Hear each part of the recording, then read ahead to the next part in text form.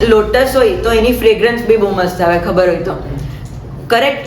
તો જે લોટસ છે તેનું એ મડ લોટસ અને એમની લોટસની જે ફ્રેગ્રન્સ છે એમની એનલાઇટમેન્ટ એવી જ હતી.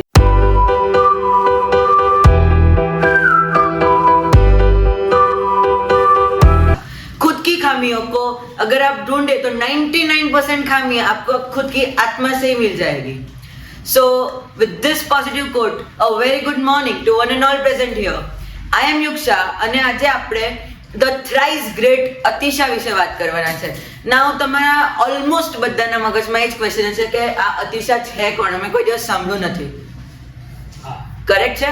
સો એક એવા પર્સન છે, એવા હ્યુમન છે જેને થ્રુ થ્રી એનલાઇટેડ વ્યક્તિઝ કે 3 એવા માણસો પાસેથી એનલાઇટમેન્ટ ગ્રહણ કરેલું છે જે પોતે 3 ડિફરન્ટ વેઝથી એમને એનલાઇટમેન્ટને અટેન કરેલું હતું. સો આપણે એમની સ્ટોરી વિશે વાત કરીએ. તો હું તમને એક ક્વેશ્ચન પૂછું કે લોટસ ક્યાં ઉગે? મડમાં. Okay.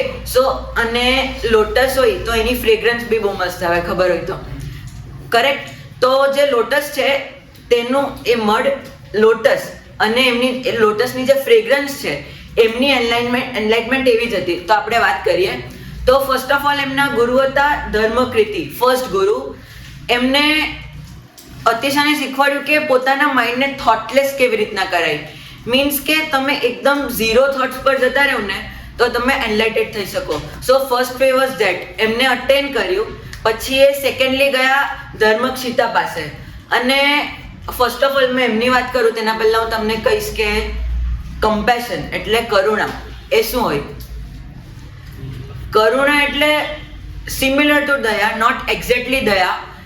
The art of giving જેને કહેવાય તેને કરુણા કહેવાય. અને કરુણા બી 2 ટાઈપ્સ, મેસ્ક્યુલિન ને ફેમિનિન.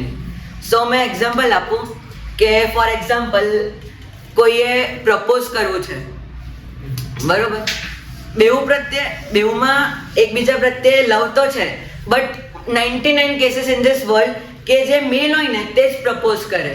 સો મેલનું જે કમ્પેશન છે જેવું છે કે એ પ્રેક્ટિસમાં કરે કે એને બતાવે, બટ ફિમેલ પોતાની અંદર છુપાઈ રાખે. સો ધર્મક્ષિતાનો જે વે હતો તે હતો ફેમિનિન કમ્પેશન, કે એમને આ યુનિવર્સ પ્રત્યે અતિશાને શીખવાડ્યું કે કેવી રીતના આપણે યુનિવર્સને ઓબ્ઝર્વ કરવાનું છે અને પોતામાં ગ્રહણ કરવાનું છે. Then he was an expert in feminine compassion. Then પછી એ ગયો યોગીય મૈત્રેય પાસે, જે એમના લાસ્ટ એન્ડ ફાઇનલ ગુરુ હતા. અને એમનું આર્ટ હતું ધ મેલ કમ્પેશન, કે એક્ટિવ કમ્પેશન, એક્ટિવ કરુણા. એમને એમાં એવું હોય કે આપણે આ યુનિવર્સને આપણને જેટલું બી આપ્યું તેના પ્રત્યે ગ્રેટિટ્યુડ ફીલ કરવાનું હોય, gratitude. So through this 3 ways Atisha એક એવા only person in this world કે જેને ઓલ ધ 3 પોસિબલ વેઝથી એનલાઇટમેન્ટ અટેન કરેલું છે. ઇવન એમના જે 3 ગુરુ હતા ને એ સિંગલ વેથી એમને એનલાઇટમેન્ટ અટેન કરેલું. But Atisha is the only one જેને ઓલ ધ 3 વેઝને કમ્પાઇલ કરીને એનલાઇટમેન્ટ અટેન કરેલું છે.